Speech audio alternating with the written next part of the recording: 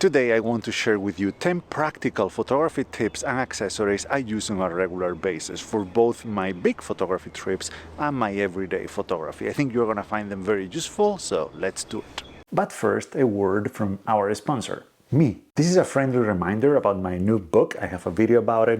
It's available for purchase on my website. I'm shipping it on a weekly basis, so if you haven't gotten your tracking number just yet, you will pretty soon. For those of you who haven't gotten a copy yet, well, you can go check it out following the link in the description down below. Thank you so much, and now let's go back to the video. First tip has to be to have memory cards everywhere. And by everywhere, I mean everywhere. I have spare memory cards in all of my camera bags. I have one in my wallet. I have one in the glove compartment in my car. Now, they don't have to be the biggest memory cards. They don't have to be the fastest memory cards. They are there just for an emergency, for when you forget your main memory card at home. Because if you realize about that soon enough, well, you can always come back and grab it. But if you have to drive an hour and a half to a location, and when you're about to start shooting, when you're about to start taking photos, you realize that there is no memory card in the camera, well, that's not good, and that's a situation we want to avoid.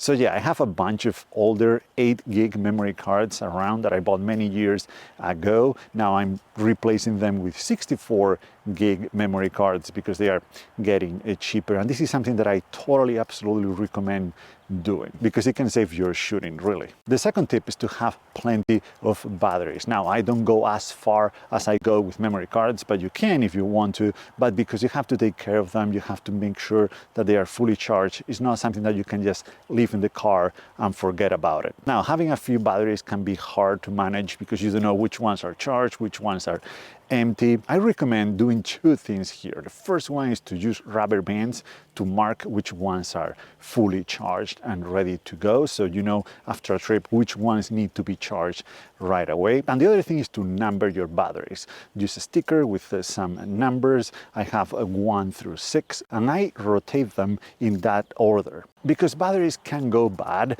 if you don't use them every once in a while. So by doing that, I make sure that I'm using them all over time. And also that helps me identify the ones that are going bad, the ones that are starting to die. So if I'm in the field and I see something weird happening with the battery, it dies much faster than the others or whatever, I can take a look at the number and make a mental note or just a note to my phone as well to keep an eye on that battery to see if it does that again, because if it does, that is a bad sign and means that we might need to replace that battery. There are so many things that are out of our control in outdoor photography. So that's why I focus so much in the things that I can control, like not running out of power in the field. That's why I have several of these power banks of all sizes for different use cases, from very tiny ones just for emergencies when I need to charge my phone, to slightly bigger ones like this one from Anchor. I use this power bank, you might remember, to power my GoPro while recording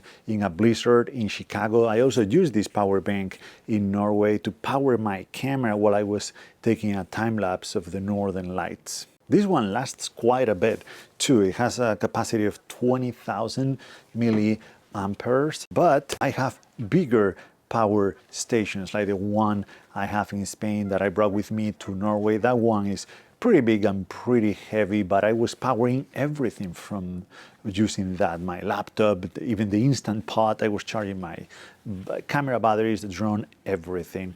And for here, I couldn't bring it with me on the plane, of course, so I have this one from a company called Pawdion.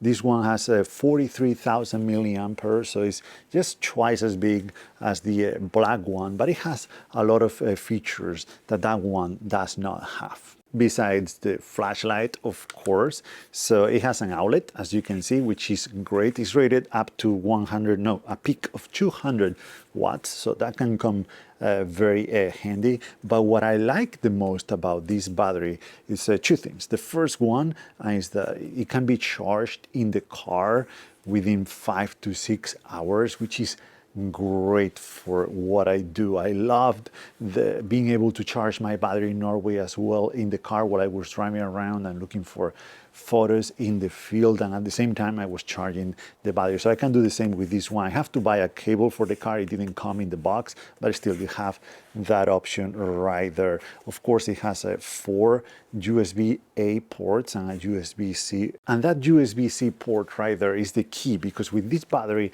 I'm able to charge my MacBook Air up to 3 times, which is so useful when I'm going on a shorter road trip, just a few days, and I'm going on a camping trip or whatever, and I still want to bring my laptop with me to work on the images that I take during that time, or even start editing the videos or whatever it is. So this battery allows me to work at night in the tent or in the car. It's not as portable as this one, of course, but still it's something that you can just throw in the car and leave it there, because you never know when you are going to need it. By the way, I'm going to leave links to all of the stuff that I'm going to be talking about today down below in the description. They are affiliate links. You don't have to use them, but if you do, that will help me out just a little bit. But yeah, this is totally recommended, both batteries, for different use cases. I always try to keep my camera within reach, so when I'm walking around town, I'll just have it in my hand, or I'll use a sling bag, never a backpack, because if I have to take off the backpack and get the camera out to take the photo, that's probably not going to happen. It's not very likely.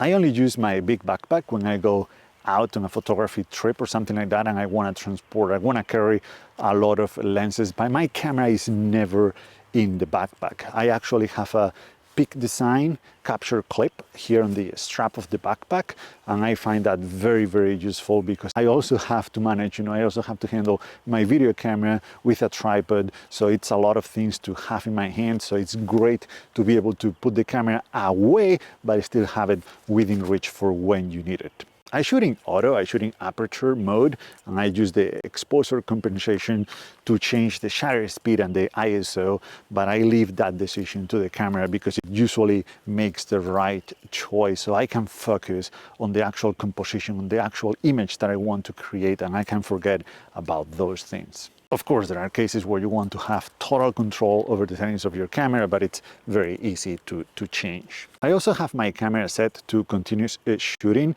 in this case all low. This camera has 2 different settings, high and low. I usually take 1 photo at a time, but this can be very useful if you run into some wildlife, say, something that is moving and you were not expecting, so you are always ready to take multiple shots at once. Or if the weather is horrible, it's very windy, it's raining, it's snowing, whatever it is that might affect the image, I find it very useful to take 3, 4, 5 shots of the same composition, of the same scene, just in case one of them is blurry, or one of them you have, some snow flake in front of the lens or something like that.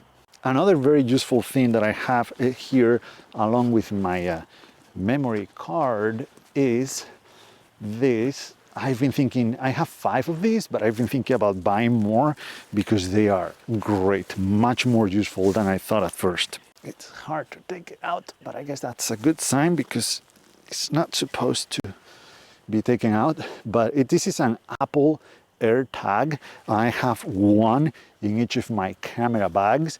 I also have 1 in my car. Anything that is important and that I want to track. And these are great because even though they are not a guarantee that you're not going to lose something, they give you a little bit of peace of mind. When I traveled across Norway last year, I forgot my spare car key, so I had one of those Apple tags in the keychain.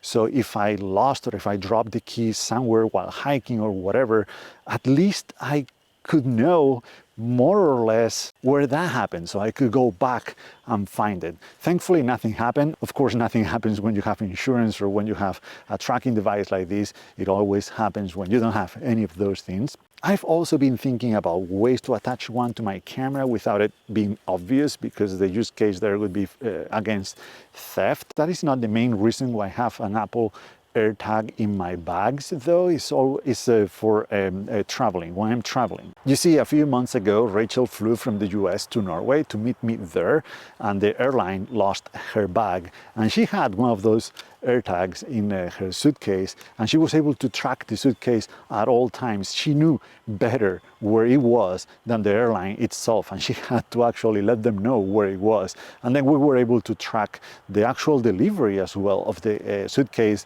there in Norway, and we knew when we could expect it to arrive. So that was incredibly useful, and that's why I'm thinking about buying another 5, because you never know when they are gonna come very handy. Another thing I like to do is to have backups or plan Bs for everything, just in case, because you never know when something is going to go wrong. So of course, that applies to cameras. I upgraded my video camera to a full frame. I have an A7 IV now, and at the beginning, I didn't regret it, but it was heavier and bigger than my APS-C camera that I used to have for video. I was kind of annoying, but when this camera broke down in Norway, the monitor stopped working, and that was kind of a big deal for me because I used the viewfinder and the monitor a lot for my photography.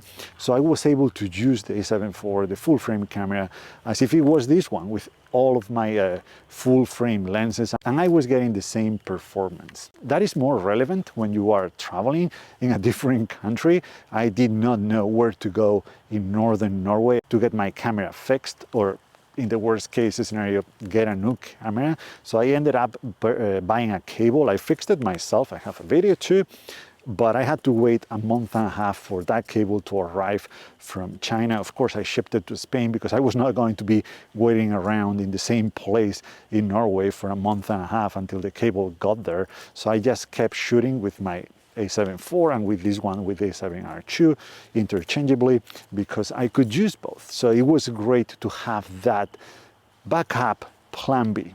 Very, very important, I don't have a backup or a plan B for it, is this air blower. These sensors are very prone to getting dust when you switch lenses, and this is the only safe way to get rid of that dust. And if I lose it on a photography trip like that one, well, that would be very bad news as well. So I need a second unit of this one.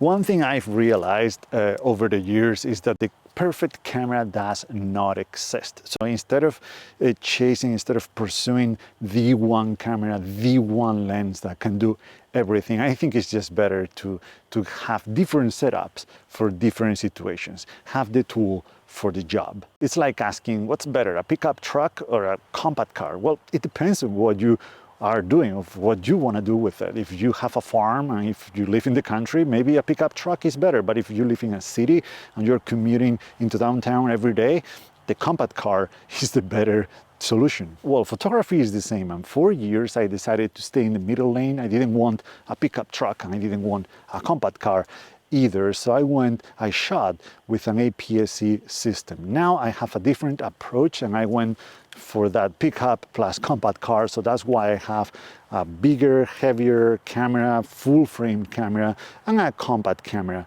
for when the situation calls for it. So if I'm going on a road trip across Norway and I'm shooting most of my photography within 1 to 2 miles from the car, I want to have a bigger and better, with better performance camera. But if I go on a hike like I did a few years ago, I did the Camino, I hiked for 130 miles carrying a lot of clothes and a lot of food. This was not an option. So that's why I brought with me this compact camera that took no space and weighed nothing. It was the perfect tool for that job.